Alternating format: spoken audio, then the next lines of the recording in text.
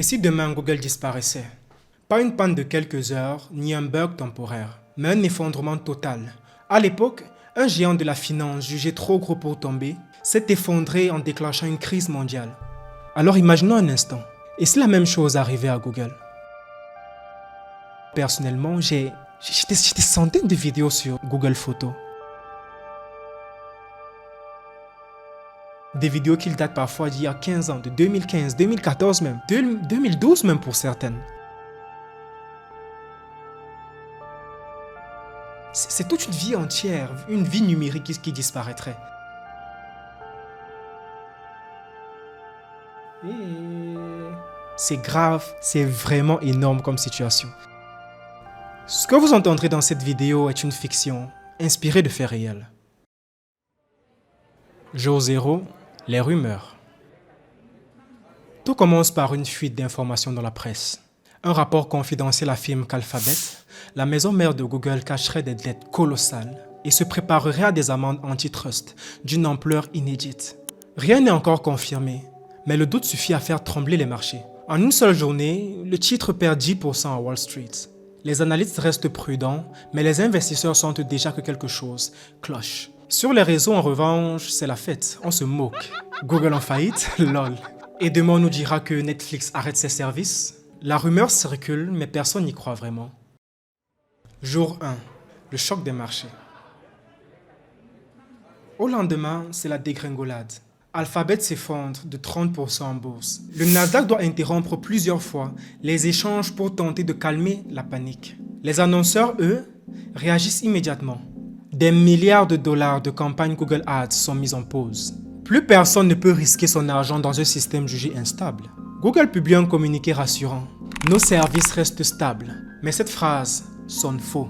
Comme quand un pilote d'avion répète « tout va bien » alors que les masques à oxygène viennent de tomber. Ou encore quand Babana te dit « j'ai vu l'angle ». Babana, il sait que tu as vu l'angle, mais calme-toi Babana, Babana calme-toi. Jour 2, les secousses du cloud.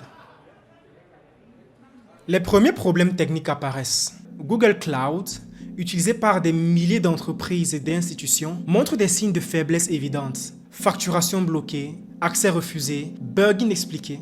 Le doute se transforme en angoisse. Dans les hôpitaux, certains logiciels médicaux cessent de répondre. Dans les banques, les services en ligne ralentissent ou se figent. Même les compagnies aériennes signalent des interruptions de réservation. Tout ça à cause d'un seul acteur, Google. En parallèle, AWS et Azure voient affluer des vagues de demandes de migration. Mais les directeurs informatiques sont clairs. On ne déplace pas l'ossature Internet en un week-end. Les clients sont coincés, prisonniers d'un géant qui vacille. Jour 3, le blackout de Gmail. Puis vient le choc que tout le monde redoutait. Gmail s'arrête. Pendant 6 longues heures, plus d'1,8 milliard d'utilisateurs n'ont plus accès à leur messagerie. Les connexions se connecter avec Google échouent partout, bloquant des millions de personnes hors de leur compte professionnel et personnel. Des entreprises entières paralysées, incapables d'envoyer le moindre mail. Et une question terrifiante surgit. Et si je perdais tout? Pour beaucoup, Gmail et Google Drive représentent des années de vie numérique. Photos de famille, factures, contrats, souvenirs. L'idée d'une disparition brutale provoque une véritable panique collective. Ça a cuit en vrai. Jour 4, YouTube en panne sèche. Le lendemain, c'est YouTube qui flanche. Les paiements publicitaires sont gelés, laissant des millions de créateurs sans revenus. Sur X, les hashtags PayCreators et Save YouTube deviennent viraux. Je pense que le pire dans cette histoire, c'est que certaines personnes auront même besoin de Google Translate pour traduire les deux hashtags. Vraiment, c'est terrible. On va faire comment? L'impact dépasse largement le monde des créateurs. Sans Google Maps, des automobiles se retrouvent incapables de retrouver leur chemin. Google Calendar efface des rendez-vous, provoquant des annulations à la chaîne. Même les paiements récurrents liés à Google échouent. En quelques heures, la vie quotidienne s'enraye. Alors on découvre qu'on ne dépendait pas seulement de Google pour chercher des infos, mais aussi pour gérer presque tout. Jour 5, l'onde de choc économique.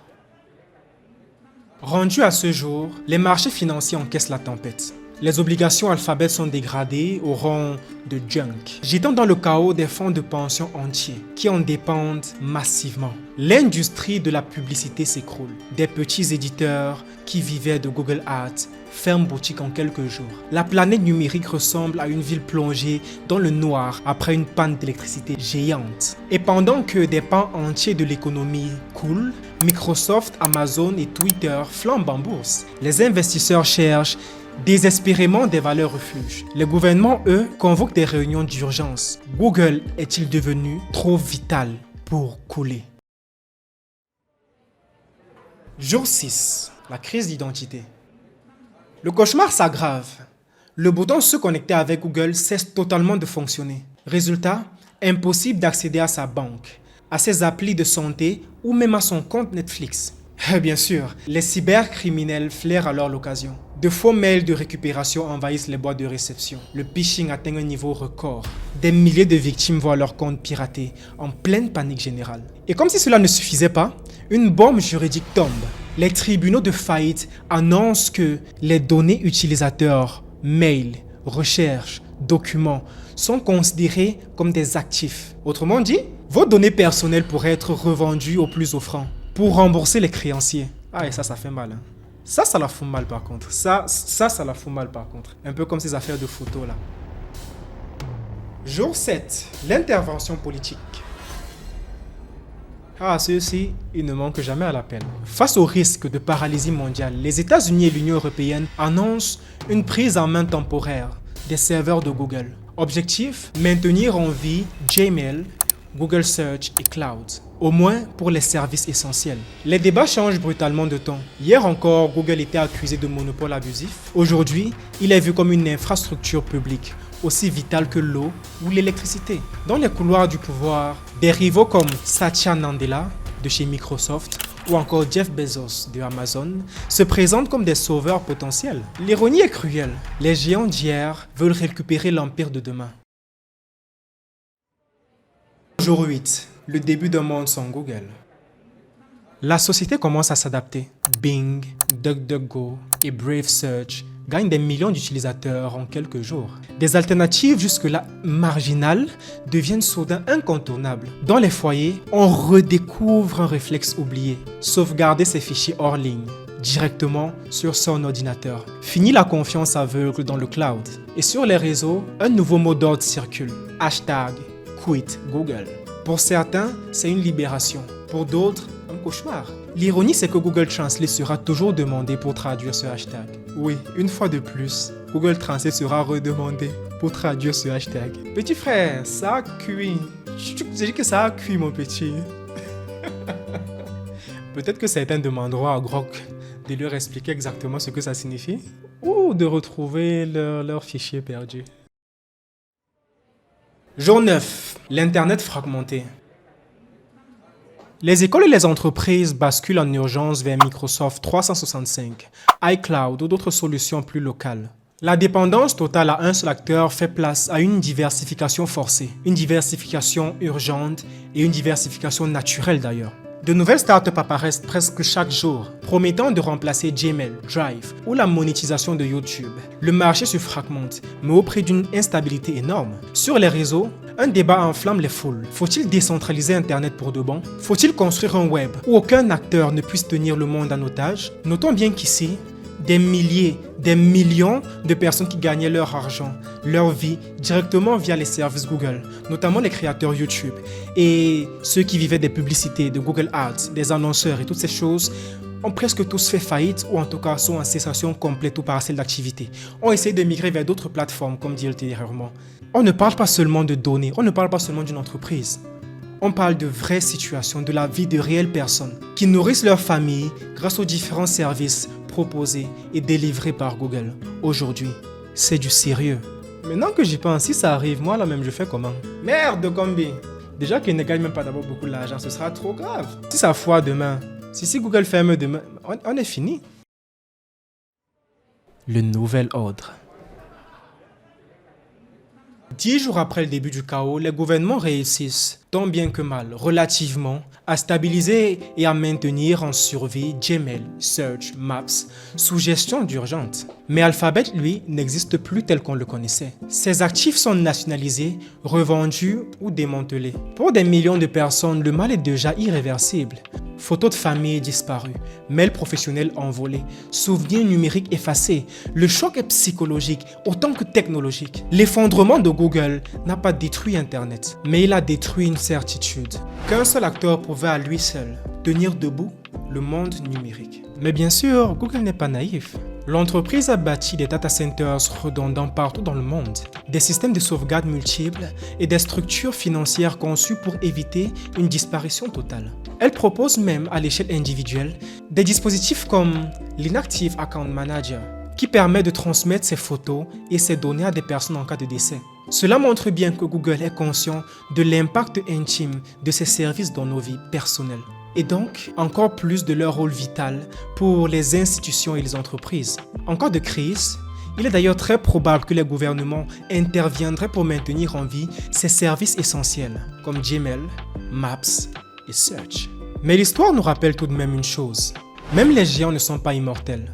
Lehman Brothers paraissait solide, indestructible, protégé par sa taille et son influence, sa fortune. Pourtant, sa chute en 2008 a suffi à déclencher une crise financière mondiale, à elle seule. Ce parallèle n'est pas là pour annoncer la fin de Google demain matin. Loin de là. Mais pour rappeler que la confiance aveugle dans les too big to fail peut coûter très cher. Les protections existent, oui, mais l'histoire nous apprend que les systèmes humains et économiques finissent toujours par révéler leurs failles. Le véritable danger n'est peut-être pas dans la faillite de Google en elle-même, mais dans notre dépendance collective à un seul acteur. Nous utilisons ces services pour communiquer, pour travailler, pour s'orienter, stocker nos souvenirs, gérer nos paiements, bref, pour vivre. Cette centralisation extrême est un risque systémique. Si un seul pilier s'effondre, c'est tout l'édifice qui vacille. Alors, une question se pose. Voulons-nous vraiment qu'un seul géant détienne les clés de notre mémoire numérique et de notre quotidien? Et surtout, pouvons-nous faire autrement? Cette vidéo est un scénario fictif, inspiré d'événements du passé et de mon imagination. Elle n'annonce en aucun cas la faillite de Google. N'ayez pas peur, c'est pas encore le cas. On est encore là pour le moment, Google Chain, ils sont très solides. D'ailleurs, ils font de très bons logiciels, soit dit en passant. Nous voici rendus à la fin de cette vidéo. Je tiens à vous dire merci de l'avoir regardé jusqu'au bout. Ceci démontre que vous aimez le contenu réalisé, car ça demande beaucoup de travail et de temps. N'oubliez pas de laisser un like et de vous abonner. C'est gratuit, c'est juste là en bas. Et on se revoit dans la prochaine vidéo.